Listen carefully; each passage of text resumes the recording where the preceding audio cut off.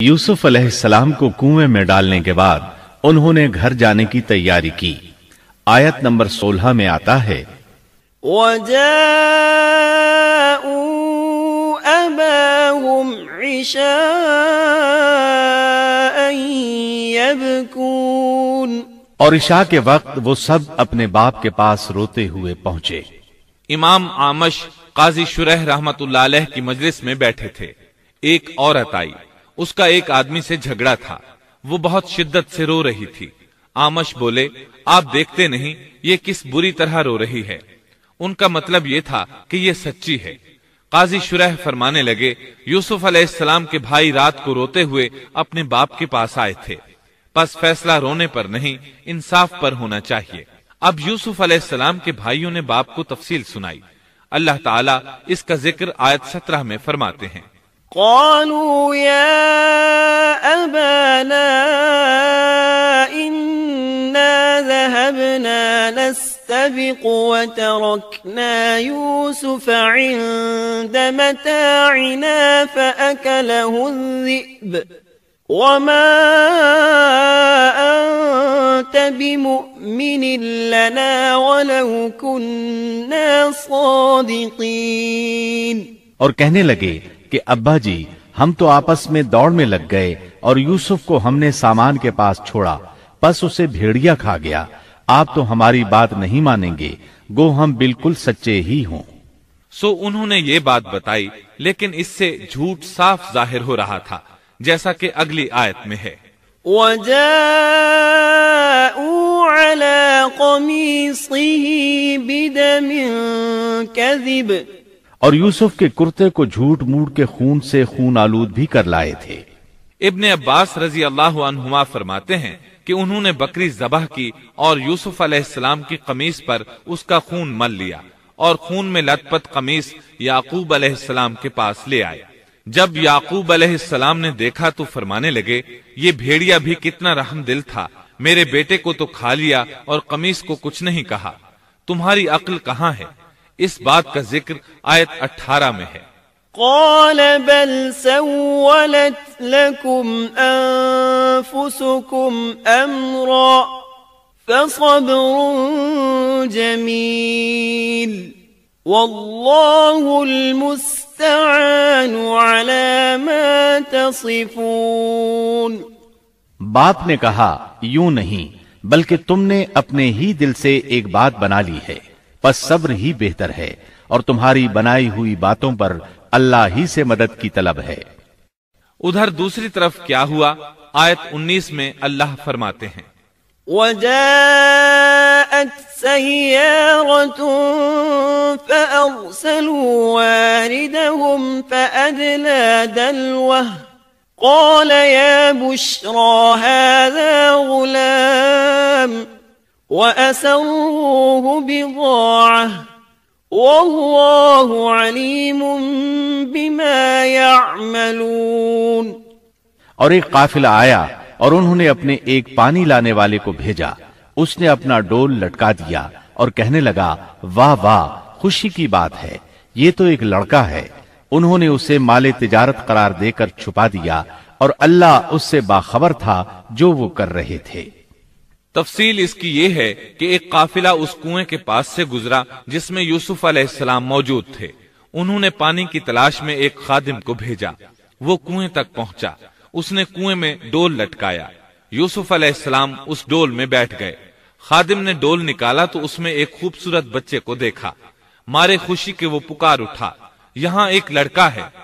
اس زمانے میں غلاموں اور لونڈیوں کی تجارت ہوتی تھی، انہیں خوف محسوس ہوا کہ کہیں یہ لڑکا ان سے چھن نہ جائے۔ اس خوف کے پیش نظر انہوں نے یوسف علیہ السلام کو چھپا لیا۔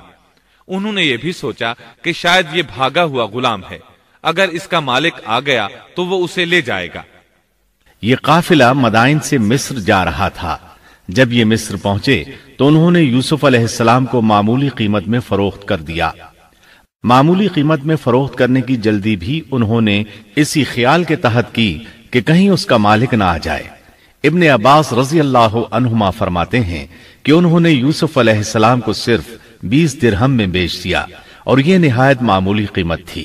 آیت نمبر 21 میں ہے، وقال الذي اشتراه من مصر لامرأته أكرمي مثواه عسى أن ينفعنا أو نتخذه ولدا.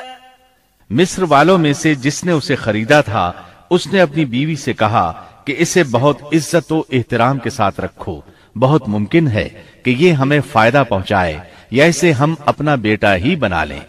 یہ شخص مصر کا وزیر خزانہ تھا، بے اولاد تھا. اس نے سوچا شاید یہ لڑکا بڑا ہو کر اچھا انسان بنے، لہٰذا کیوں نہ ہم اسے بیٹا بنا لیں. اس طرح یوسف علیہ السلام وزیر خزانہ کے گھر پلے بڑھے. وزیر خزانہ عزیز مصر کہلاتا تھا. عزیز نے آپ کو بیٹوں کی طرح رکھا.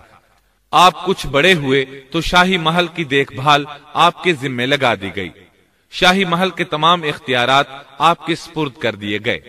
اللہ تعالیٰ آیت 21 اور 22 میں فرماتے ہیں وَكَذَلِكَ مَكَّنَّا لِيُوسُفَ فِي الْأَرْضِ وَلِنُعَلِّمَهُ مِن تَأْوِيلِ الْأَحَادِيثِ وَاللَّهُ غَالِبٌ عَلَى أَمْرِهِ وَلَكِنَّ أَكْثَرَ النَّاسِ لَا يَعْلَمُونَ.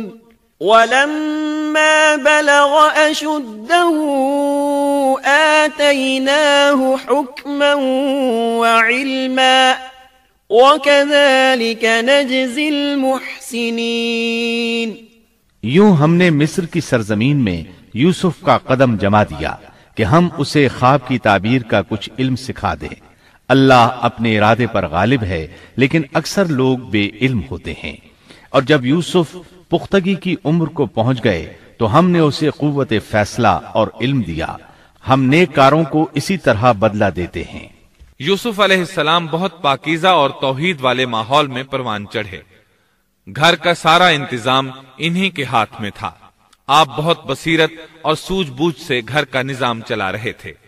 ابھی عزیز مصر کی بیوی نے آپ کو گمراہ کرنے کی کوشش نہیں کی تھی کہ حلم، علم اور بصیرت کی صفات آپ میں موجود تھیں. مفسرین لکھتے ہیں جب یوسف علیہ السلام کی عمر 17-18 سال کی ہوئی تو جوانی کے ساتھ ان کے حسن میں مزید اضافہ ہوا. حسن یوسف واقعی بے مثال تھا. نبی اکرم صلی اللہ علیہ وسلم فرماتے ہیں معراج کی رات میری ملاقات یوسف علیہ السلام سے ہوئی. ایسا لگتا تھا کہ دنیا کا نصف حسن یوسف علیہ السلام کو ملا ہے. مفسرین اس کی وضاحت کرتے ہیں کہ حسن کو اللہ تعالیٰ نے 2 حصوں میں تقسیم کیا ہے. آدھا حسن یوسف علیہ السلام کو دیا اور آدھا باقی ساری مخلوق میں تقسیم کر دیا. اللہ اکبر، یہ ہے حسن یوسف. اور جب یوسف کے حسن کی کیفیت یہ ہے تو پھر اس کے خالق کے کیا کہنے.